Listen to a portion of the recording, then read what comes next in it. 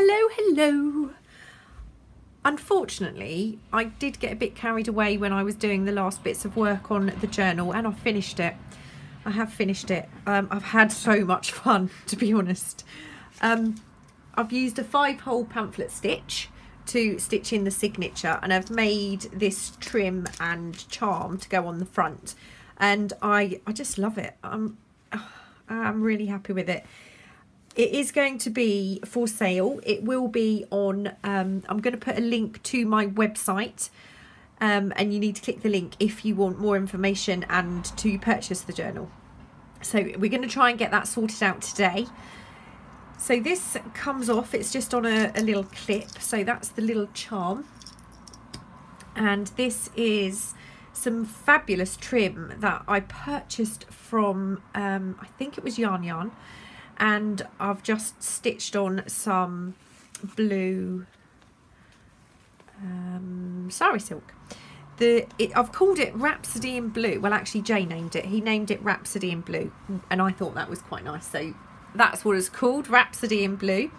I'm still in love with the cover. It is super chunky. It was a lot bigger than I had intended it to be. So I'm going to show you inside. So we've got the little pocket here, and what I've done is, because it's kind of more art journally, mixed media kind of journal, I've added some pages so they can be collaged in. There's some original ephemera, and all of the papers are vintage. This is from a little tiny vintage ledger. That's the one. So those are in the pocket, and I've kept simple papers in there because it kind of doesn't bulk out that front part of the journal too much. So I've put some trim, I've added lots of grungy inks everywhere. I've put some little threads behind the image, sewing, more stamping, again more inks. Here I've sewn on a picture, and I'll show you this side actually. There's a little charm hanging there, and again there's another vintage book page, and I used a black and white page, and then there's a double page from a notebook here from 1951, and they can slot in that little pocket behind the image sewn on there. The page we did together. This gorgeous old page, I haven't done anything to that. I've just done some inking around some of these old book pages. I really loved how that turned out. I have taken another couple of pages out and added another couple of pages. Got some ink here. I don't know if you remember, I made some trim and using scraps, and I've added that throughout because I really liked it. It just worked so well with this journal. Oh, it's been so long since I've done a flip through. I know I did the folio, but it's a journal, so I've just put a little clip on there to hold that page down so it doesn't get damaged, because that's obviously a piece of really old ephemera and it's already a little bit damaged. The little embellishments there. We've got the tag. Just added paper clips with some sari here and there, or seam binding, sorry. Here there's a clip this side. And here is it's from an old exercise book. It's really really cool, but I didn't want to, you know, reduce the size of that, so I've just left that and folded it and tucked it under there. That vintage postcard that I decided was too nice to actually glue down. This was kind of really bizarre. I can't think of who I was watching, but when the video finished, this video popped up from Robin, I never remember her surname, McClendon, and she did some calligraphy paper, which is what this is. It's not the same as the calligraphy paper she used, but it's calligraphy paper. And then I I used matte medium to attach some cheesecloth, and then I inked it. So I really loved that page, and I used the colours to suit this journal. So there's our little tag. I just love this image. I haven't touched that one at all. Another vintage ephemera page. I made this little pocket out of sewing pattern, and in here there's a little vintage book page with some gorgeous florals on. And again, whoever gets it, if you wanted to, it could be washi taped in. I found this exercise from a typing manual, so I've added that. Another piece of that trim that I made, a little dangle of fabric here. This is that vintage legal document. So I've just got a little paper clip here with a piece of inked vintage lace.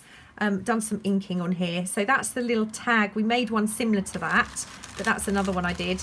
This little vintage Portuguese envelope, and in here there are some vintage tea cards that I just thought went perfectly with this journal. So just pop those in there. And they go, just tuck into there. That's the middle, so I've just made that blue, and there's obviously loads of room to kind of do more to this if you wanted to. So there's another little double vintage book page. It's from one of the Observer books, and another little notebook page there. So if you wanted to do some journaling, you could still do that. It's the other side of that typewriter testing paper. This is the other side of the pocket, and in this one there is an Observer Book of Butterflies page, and again this is from a vintage receipt book in there. The other side of that vintage page, I love it. And obviously it's got fox and brown on there, so it's got a little fox. Another piece of the trim, just a little piece of vintage lace. This envelope, because the journal got so big, you can't actually put anything in that envelope now, but you could still add things onto the top of that if you wanted to. So that's there. That's the other side of that cheesecloth page. Just added a little bit of stamping here.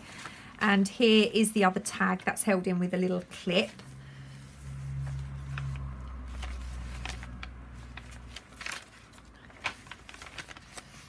Just added a little piece of cheesecloth and some gauze and a little picture on there.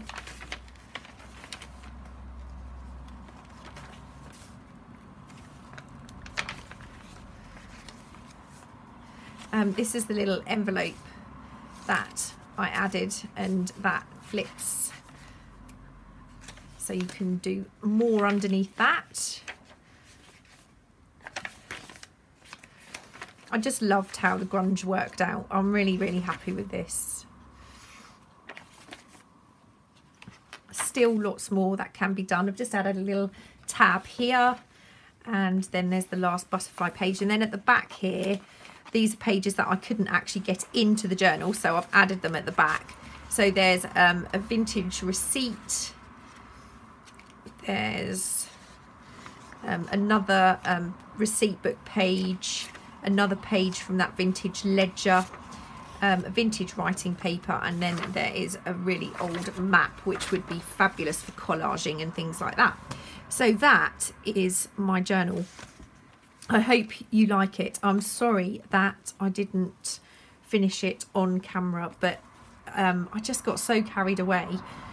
It kind of just happened really without me realising. So that will just tie back, and I've kind of kept the tie to the left hand side,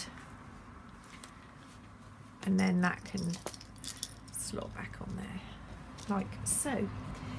So that's the flip through. I really hope you like it. Thank you for joining me as I created this journal.